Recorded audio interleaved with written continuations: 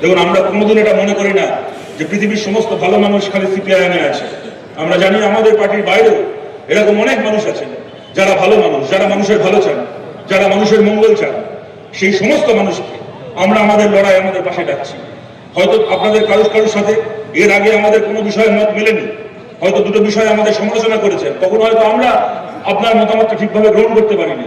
কিন্তু আজকে যে অবস্থার মধ্যে রাজ্য যাচ্ছে, যে অবস্থার মধ্যে দিয়ে দেশ যাচ্ছে, যদি মনে করেন যে এই অবস্থাকে পাল্টে যে পথে আমরা বামপন্থীরা রাজ্যকে নিয়ে যেতে চাই সেই পথটা সঠিক পথ, তাহলে অতীতের সব বিরোধ বলে আপনাদেরকেও আমাদের পাশে চাই।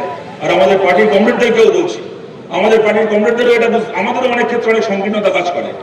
আমাদের পার্টির কমরেডদেরও অনেক সময় এরকম একটা মানসিকতা থাকে যে কেউ হয়তো কোনো প্রশ্নে আমাদের বিরোধিতা করেছিল, হয়তো সিঙ্গুরের সময়, নন্দীগ্রামের সময় কোনো বিষয়ে দুটো কথা লিখেছিল আমাদের বিরুদ্ধে, কি ফেসবুকে 3টে প্রশ্ন সমালোচনা করেছে, তো আমরা তাকে সারা জীবনের জন্য আমাদের শত্রু ভেবে নিয়েছি।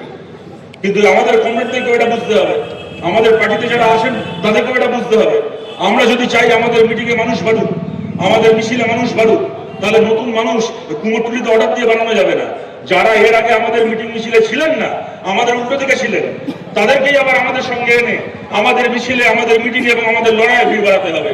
তাই খোলা মনে, অতীতে কবে কোন প্রশ্নে মত মেলেনি সেটা বড় কথা নয়, আজকে কোন প্রশ্নে মত মিলছে সেই মেলার, সেই মাটিতে দাঁড়িয়ে আরো বড় মহামিলনের ক্ষেত্র তৈরি করতে হবে, আরো বড় মনে, আরো উদার মনে সমস্ত মানুষকে সঙ্গে নিয়ে এই লড়াই লড়তে হবে, এই লড়াই আমাদের জিততে হবে। আপনাদের কাছে এই কথা বলে আপনাদের সবাইকে ধন্যবাদ জানিয়ে আমার কথা শেষ করছি। ভালো থাকবেন সবাই, নমস্কার।